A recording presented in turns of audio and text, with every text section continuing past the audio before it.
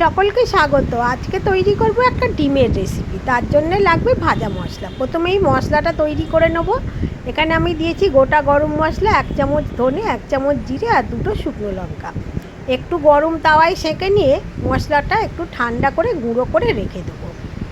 এখন আমার এটা তৈরি হয়ে গিয়েছে, এবার ঠান্ডা করে গুঁড়িয়ে নেব। এবার কড়াইতে সর্ষের তেল দিয়ে প্রথমে আলুটা ভেজে নিচ্ছি। আলু একটু ভালো করে ভেজে নেবো। ভালো করে ভাজলে খেতে তবে ভালো হয়। একটু নুন দিয়ে দেবো। ভাজার সময় নুন দিয়ে ভাজলে তাড়াতাড়ি সিদ্ধ হয়ে যাবে। তো এখন আমি আলু ভেজে নিচ্ছি। আলুটা ভাজা হয়ে গেলে একটু গায়ে কালার আসা অবধি ভেজে নেবো। তারপরে সমস্ত আলুটা আমি তুলে নেব।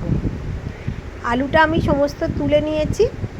এবার এই তেলের মধ্যে আমি এখানে দিয়ে দিচ্ছি ডিমটা। এখানে আমি 4টে ডিম ফাটিয়ে নিয়েছি, নিয়ে ডিমটা তেলের মধ্যে দিয়ে দিলাম। ডিমটা একটু ভেজে নেব। ভাজা ডিমের তরকারি খেতে কিন্তু খুবই ভালো লাগে।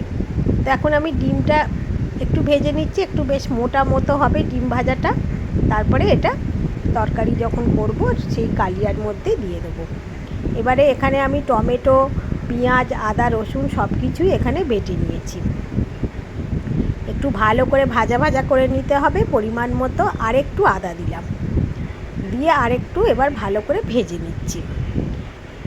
তো এখন দিলাম হলুদ, দিয়ে আলুগুলো দিয়ে দিয়েছি। ভালো করে নাড়াচাড়া করে নিয়ে একটু জল দিয়ে দিতে হবে এটা সিদ্ধ হওয়ার জন্যে। এখন আরেকটু কষিয়ে নিচ্ছি। এবার একটু বেশি জল দিলাম, আলুটা সিদ্ধ হবে। এখন আমি এবারে ভাজা ডিমটা দিয়ে দেবো আর গরম